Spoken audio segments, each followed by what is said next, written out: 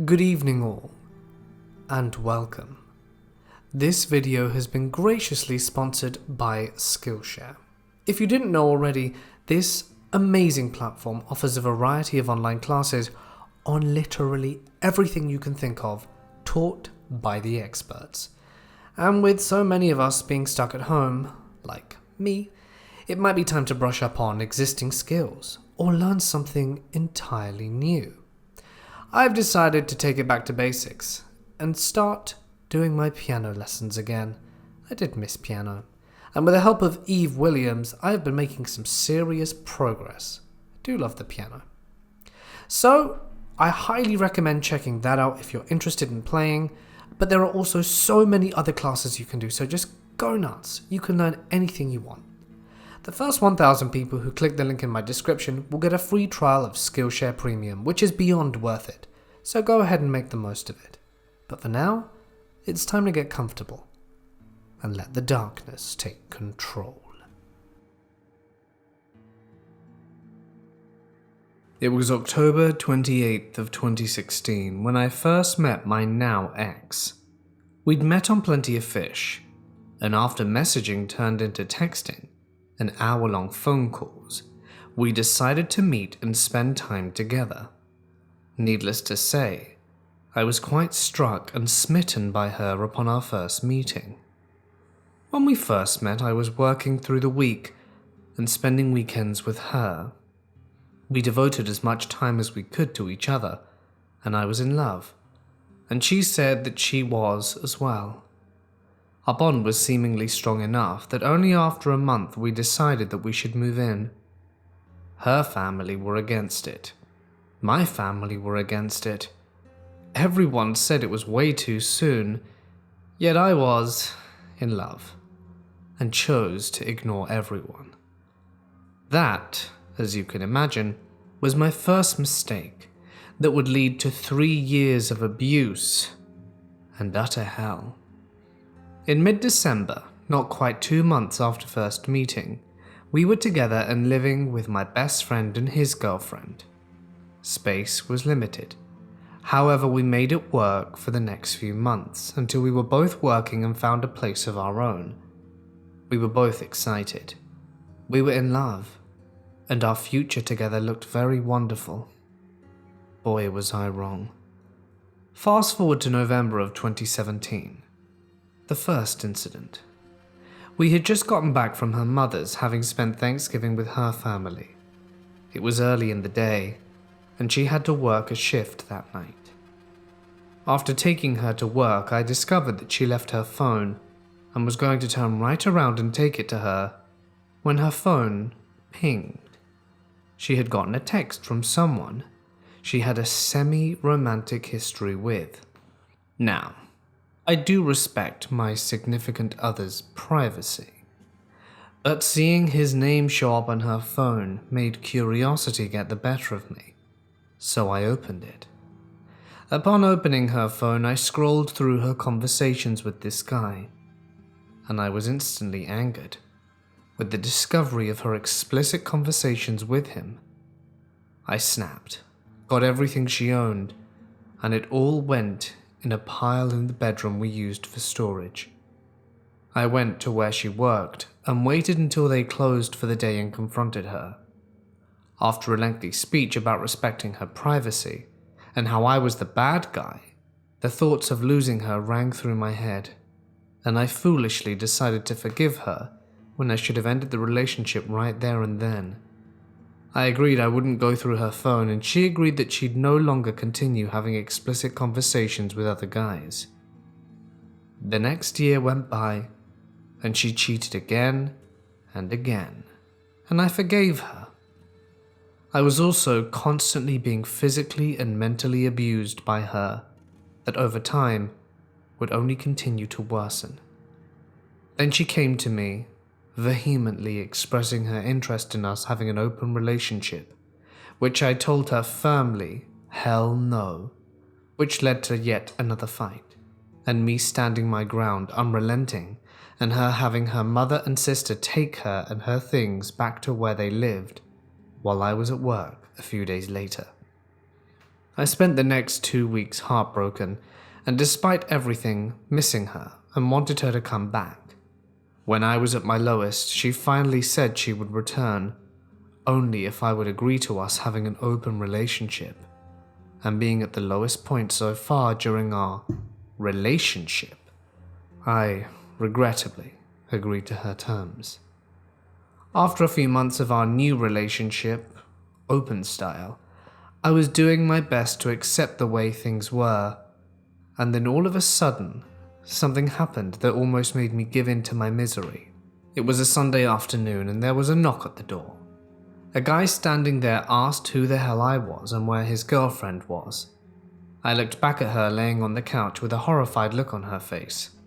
I simply told her I was her boyfriend and this is my home, and he had 5 seconds to get the hell off my property. He immediately left in a panic, and I went back to our bedroom and grabbed a shotgun and shell and sat on the couch feeling hurt and feeling her indifference as she looked upon me blankly. I loaded the gun, cocked the hammer, and placed the end of the barrel under my chin, finger on the trigger. She cried out not to do it, begging and pleading, and all of a sudden I snapped out of the daze. Upon realizing what I almost did because of her, I sat down and said that if we're gonna do this open crap, we're gonna have rules, and after talking about it, we came to an agreement. This lasted a year. She had her fun and I refused to participate.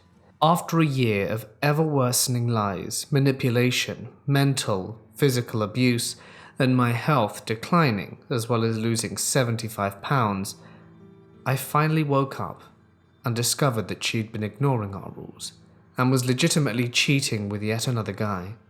I told her I'd had enough. I was done. I no longer wanted her in my life, and if I continued living the lie I was with her, it was literally going to kill me. It'd been nearly 7 months since I completely cut her out of my life. I regained my health, mentally and physically.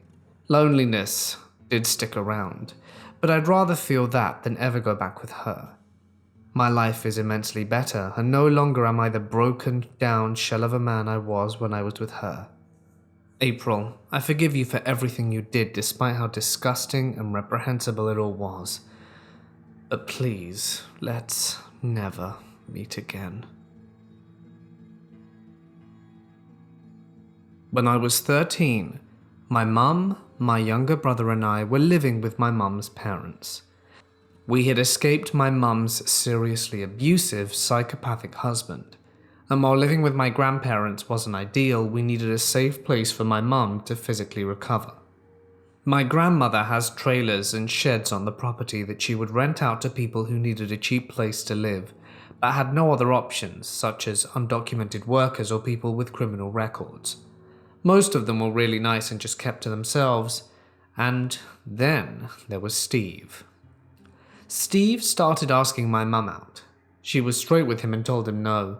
She was still dealing with her husband's threats and had no interest in dating for the next several years, but he kept asking, then begging, then arguing. He wouldn't take no for an answer and started following her around. We'd be at the bus stop and Steve would be watching us from across the street. We'd be getting dinner and he'd sit outside the diner, watching us through the window. I'd even see him following me to and from school. We stopped letting my brother walk to his school alone because Steve would follow him too. He was always around, and then he started whispering outside our bedroom window at night. Every night for hours, the three of us would sit huddled in the dark listening to Steve ranting and raving, begging, shouting, threatening, and he would call my mum his angel, his soulmate, a tease, a demon, and all kinds of other colourful words, all the while trying to peer through the blinds. He was escalating. But why didn't we call the police, you're asking? Simple. Grandma made it very clear that Steve was a paying tenant, and as such, much more valuable than her own stupid, useless daughter. If Mum cost her money, she'd throw us back onto the street, which would cost her custody of my brother, and my brother would not survive his father on his own. So consequently, we were trapped. One night during his ranting, Steve had an epiphany. Of course my mum loved him too. Of course she wanted to be with him. The only thing keeping them apart were her children. They could be together once my brother and I vanished. I could still remember how calm and sympathetic he sounded when he assured her he'd take care of everything, and that they could be together soon. She didn't have to worry about us anymore. He'd handle getting rid of us. The next morning, my mum contacted my stepdad to ask him how to defend us physically. My stepdad, knowing my mum literally couldn't defend herself against an irritated cat, convinced my mum to tell him the problem.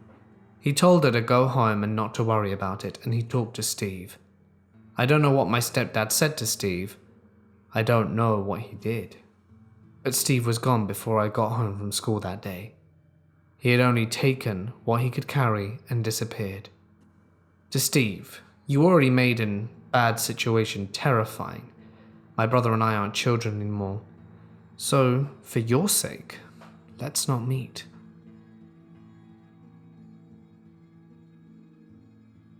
This story happened quite a few years ago when I was much younger and more naive. I want to preface this story by stating that I have learned my lesson. I am now in a happy and long-term relationship that has taught me a lot about my self-worth. I started my second year of university. I'm an overweight female and was very focused on my studies while in high school, so even though I had a large group of friends and went to parties, I was always putting school first. I didn't date because I saw it as a distraction, and to be completely honest with myself, no one was really interested in me. Most of my male friends were gay, and the straight ones were already dating all my other friends. It wasn't until university that I decided maybe it was time for me to open myself up to the concept that I should start dating and share my time with someone. So about a week before school started, I was heading to our local mall to hang out with some friends and buy some new clothes for the year. I just needed enough nice things for the first week, and then I couldn't care what I looked like. At this time, I had a license, but did not possess a car, so the only means of transportation available to me were walking, friends that took pity on me, and the bus. Unfortunately, today I was at the mercy of public transportation. I was already on my connecting bus heading to the mall when I watched a young guy walk onto the bus. He looked to be a few years older than me and was in quite good shape. As this was the bus heading to the mall, the route was quite busy, and my seat was the last seat open. He proceeds to sit next to me. I don't pay him much attention, as I was texting my friend. When I was finished texting, I did everything I could to not engage with the guy beside me. My phone was an older phone that had a slide-out keyboard but no internet access or games. Like I said, this happened a while ago, and I was able to avoid his stare for about 10 minutes until he shifted his weight and I made accidental eye contact with him. It was at this point that he smiled at me and said that I looked quite beautiful. He commented on how pale my skin was and how pretty it looked contrasting against my dress. I smiled uncomfortably but began talking to him. It was nice to be acknowledged, but I was still wary. I gave him a fake name and continued conversing when the bus stopped at the mall. He asked me what my phone number was, and I told him I didn't know him that well and that I'd see him around. I spent the whole day with my friends, and then it was time to head home. My mother had already arranged to pick me up at the plaza closer to our house, but I still needed to take the bus to this location. As I'm settling down for the ride back, I see this guy coming on the bus. I hate to admit it, but I was a bit happy to see him on the bus, and when he sat down beside me, I was flattered. We spoke the whole ride home, and when he stopped, he came up and asked me for my phone number. This time, I gave him my Facebook instead. He actually laughed when he realized I provided him with a fake name and credited me with being smart about it. I'm a naturally cautious person, and my Facebook didn't contain many personal details or even many pictures, as I used it mostly to connect with friends or group assignments or private chat, so I didn't feel very nervous about providing him with that info. That night he began messaging me, and for a few weeks we only messaged on Facebook. After a few weeks of chatting, I felt comfortable enough to give him my cell phone number, and we arranged a face-to-face meetup. To my excitement, the meetup goes well.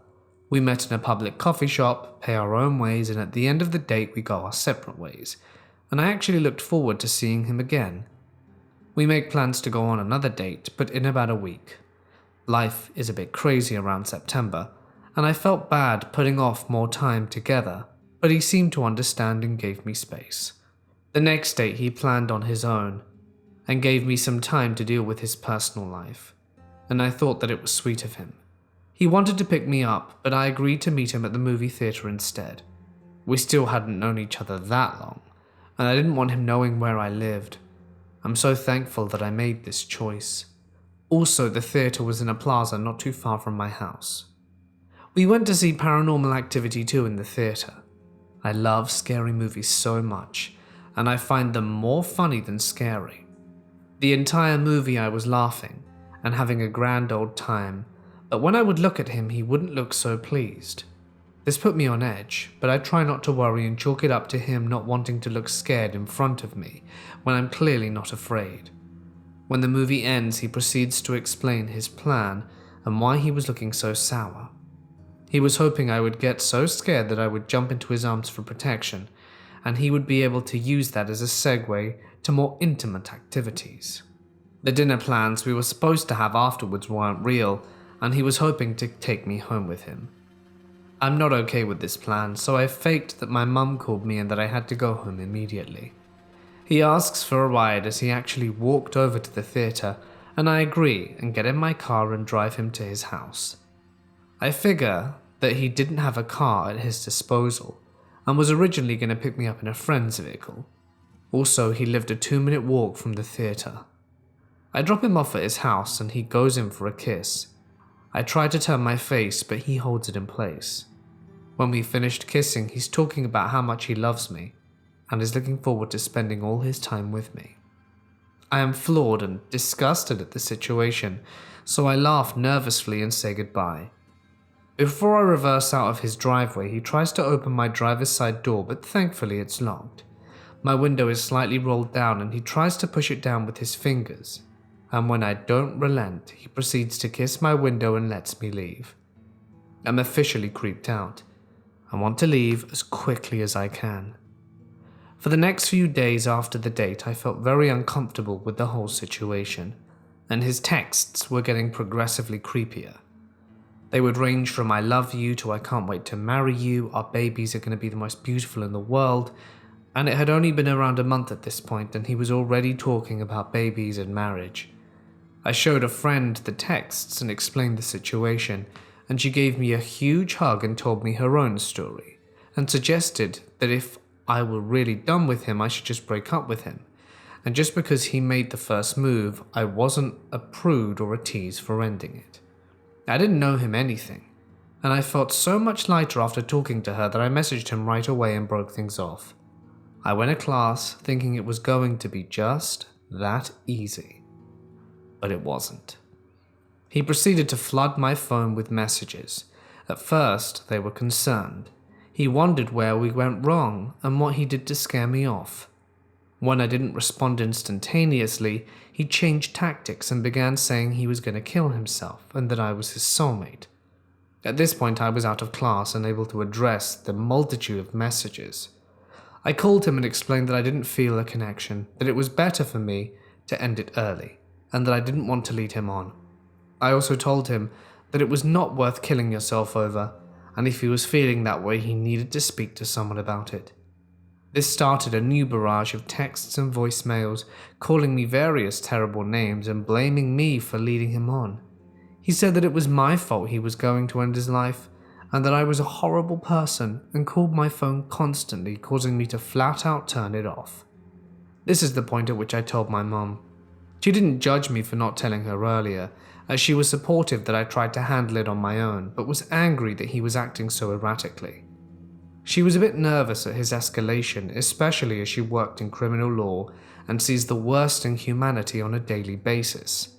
I followed her advice and texted him that I'm not responsible for his choices or behavior and that I stand by my decision to break up with him, and that I do not condone the way he speaks to me, and that I would not respond anymore, and that if he persists I would be forced to contact the police. The last part only made things worse, and he continued to send me messages about self-harm. When I stopped responding, he started threatening me and my family. He threatened that he would find and kill me and then hang himself. I immediately removed him from Facebook and warned all my friends not to give up my personal information to anyone. I was comforted knowing he had no idea where I lived, but I frequented that plaza often with my family. I was scared he would see me one day and follow me home. The scary thing was I lived only 5 minutes away from him, so it was feasible that he could randomly spot me anywhere in our neighborhood. I became a recluse, and the messages continued. They were getting more and more aggressive. At first he was threatening to kill me, but then he began attacking my family.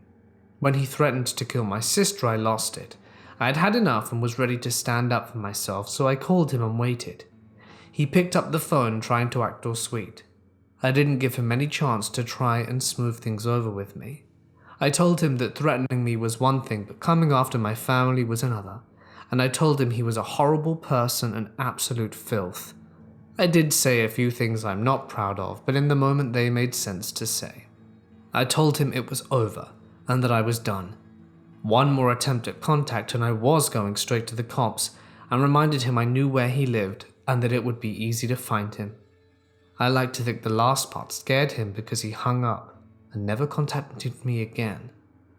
For the next little while, I was very cautious about leaving my home, and my family avoided the plaza at all costs. I saved all the threatening text messages just in case, and kept my old phone even when I upgraded to a new one. About 1.5 years later, my friend decided to look him up on Facebook against my wishes, and discovered that he had moved and I didn't need to worry about a chance meeting. She also discovered that his new fiancée could have passed as my twin. It was unsettling to know that she was almost identical to me and had started dating her not long after I told him to finally leave me alone. To the guy that professed his love to me and then threatened to kill himself and me, please, let's never meet again.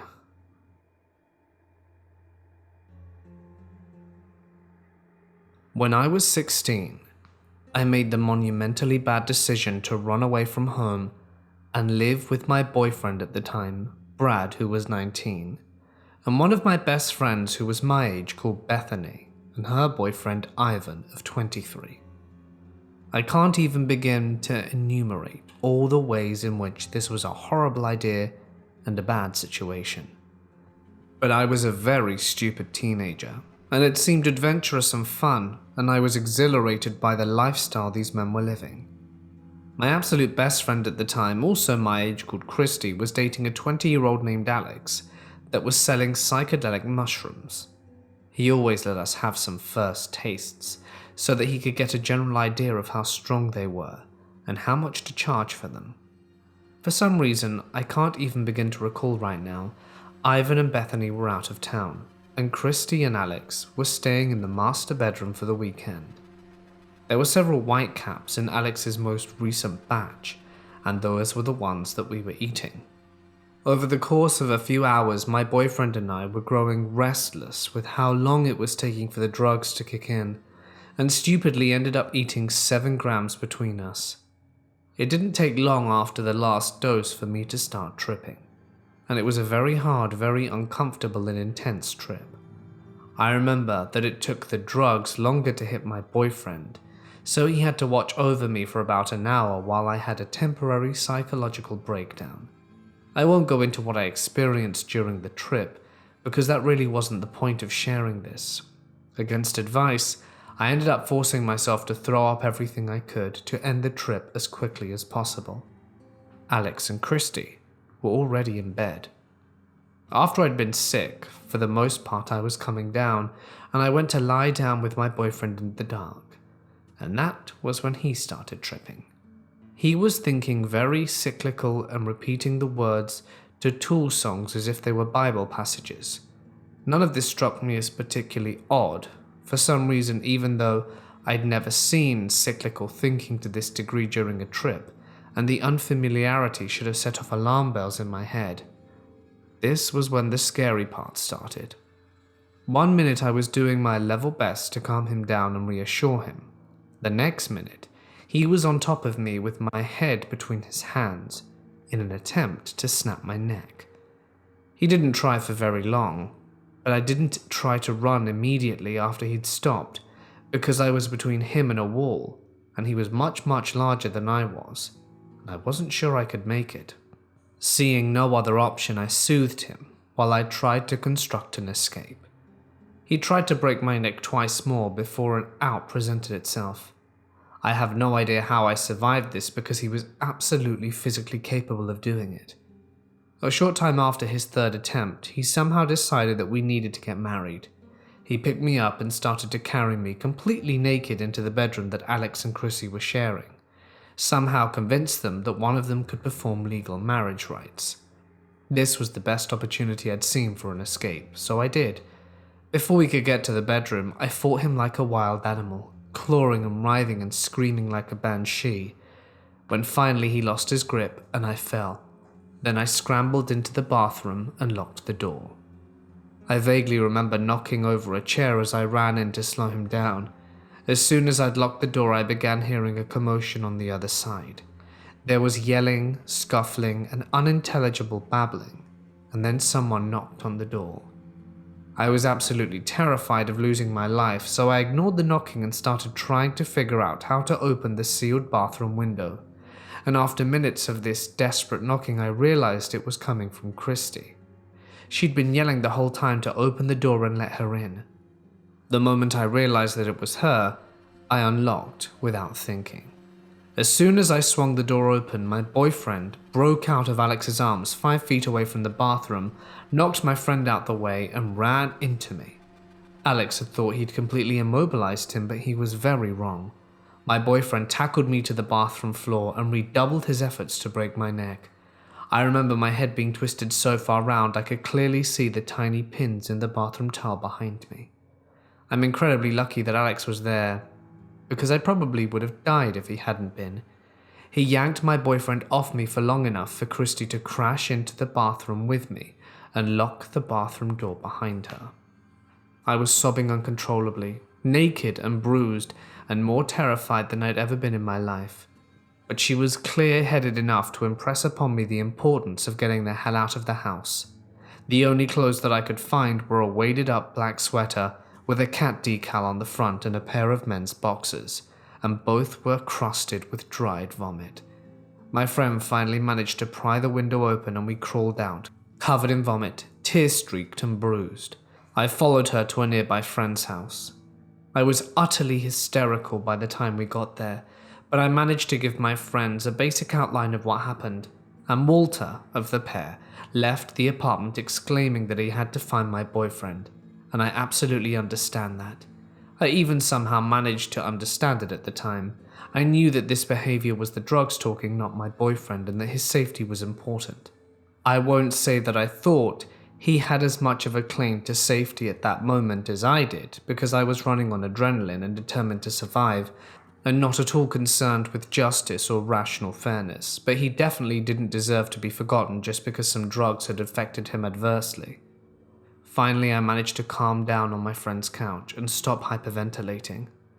It was at this point that Walter arrived back home, and who does he have in tow? My psychotic boyfriend wrapped in the black curtain with pupils the size of saucers. My boyfriend sat down as he settled on the couch next to me, and started apologizing profusely for what he'd done. He listened for a few minutes, my body as tense and as rigid as it had ever been, when he started to slip back into cyclical thinking. I learned then through his ramblings that he tried to kill me because he thought that God had told him that he had to kill me so that we could be together in heaven. After I lost the ability to deal with the trauma and stress, disheartened by my friend's inability to see that his proximity to me was putting me in danger, I jumped up from the couch, ran out the apartment complex, as I couldn't face another murder attempt with or without my friends present. I ran all the way to another nearby friend's apartment and ended up staying there for the night, still covered in vomit and tears. I've been traumatized by the experience. We broke up within a few months and he ended up mildly stalking me for a short time, and a few years later. But he's in a different state now. Admittedly, I could have handled the entire situation with a little more caution and intelligence, but I didn't. I tried not to think about how it affected my life, but I'm sure it had a very negative impact and influence that I'll never forget.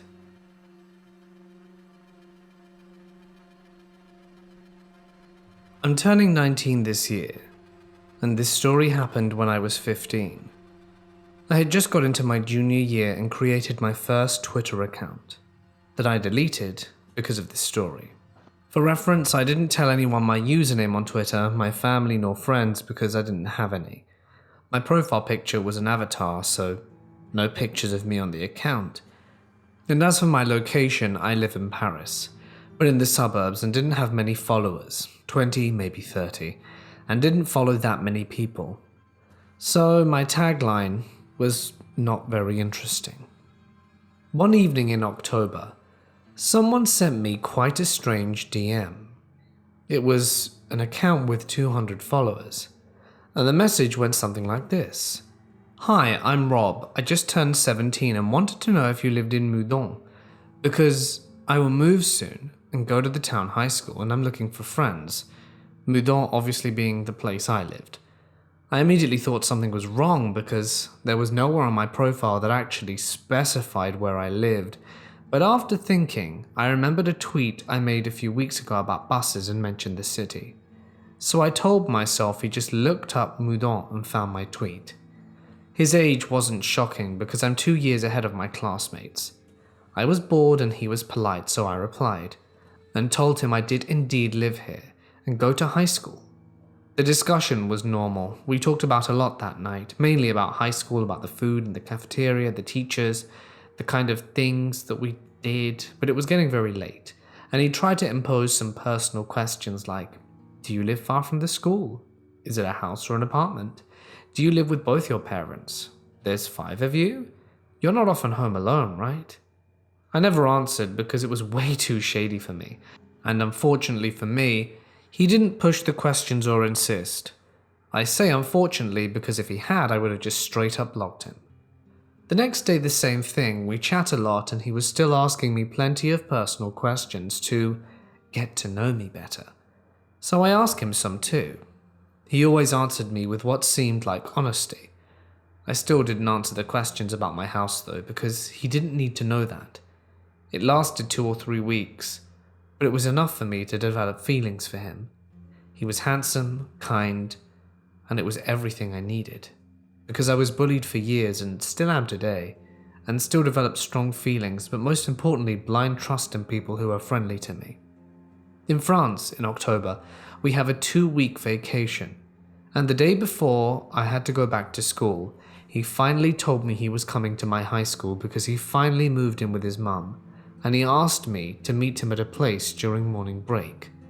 I was happy and relieved to be able to meet him, and told him to join me in the hall. But when he understood that there would be people around, he said he would prefer an isolated location, because he was afraid he would not recognize me, and didn't want me to spend the break looking for him. It was a good excuse for me, so I told him to meet me in the 3rd floor bathroom, because we weren't allowed to stay there during the breaks, so no one would disturb us.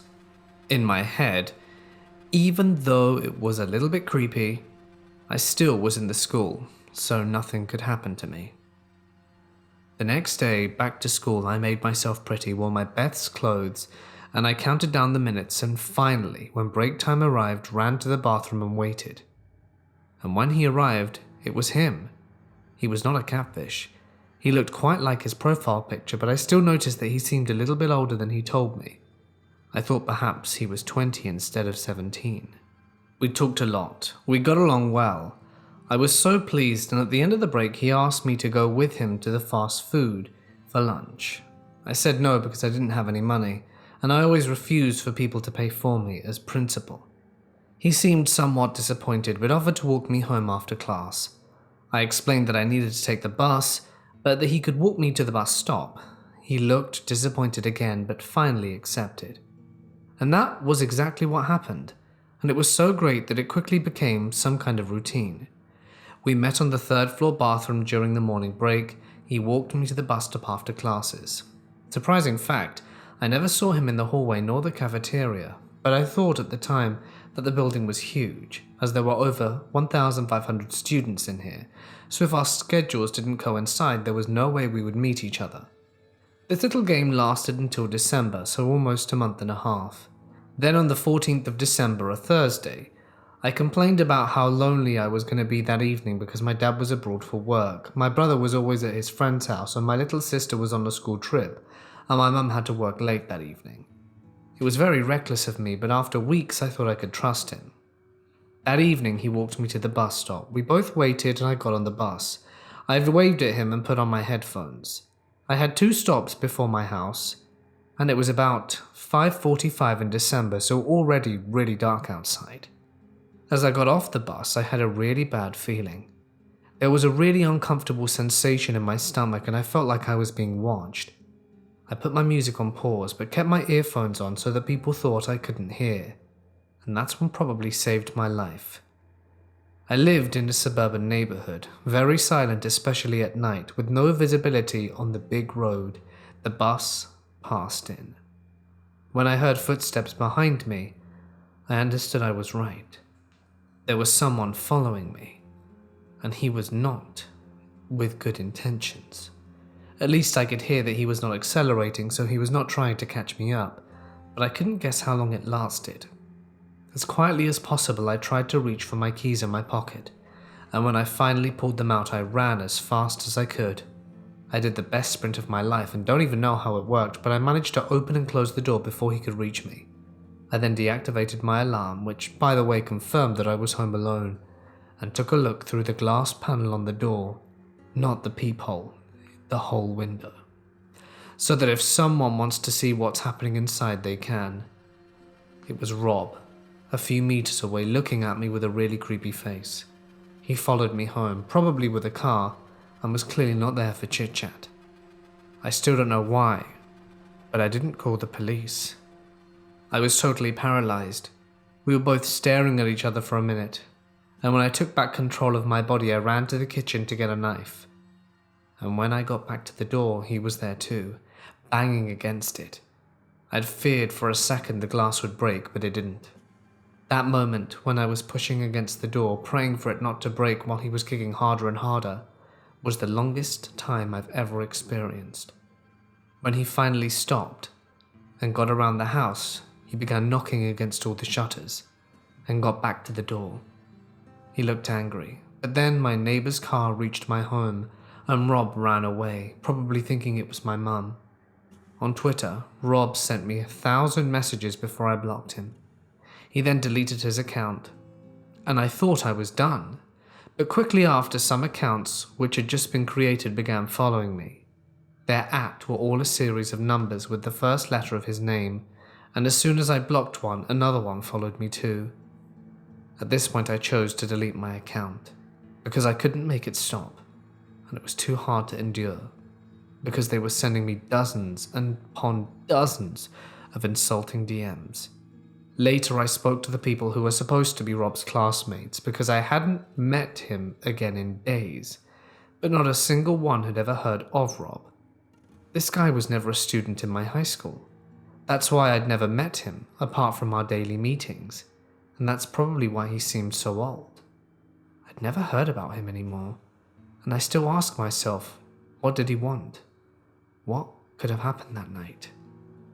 Rob? Let's never meet again.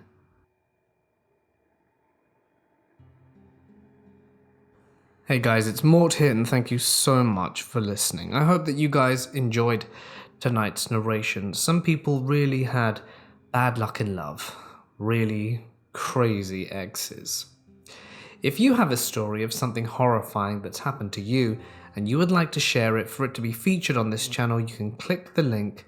Well, yes, you can click the link to my Reddit page, which is listed below, or you could alternatively send me an email. I very much value submissions either way. I would also like to extend a special thank you to my members and patrons whose names are listed on screen, and if you would like to join our membership group to receive certain prizes and stuff, you can do that. Just check out the links, but for now I think I'm going to sign off, so thank you all again. Stay awesome, maybe give Skillshare a try, and I'll see you in the next one.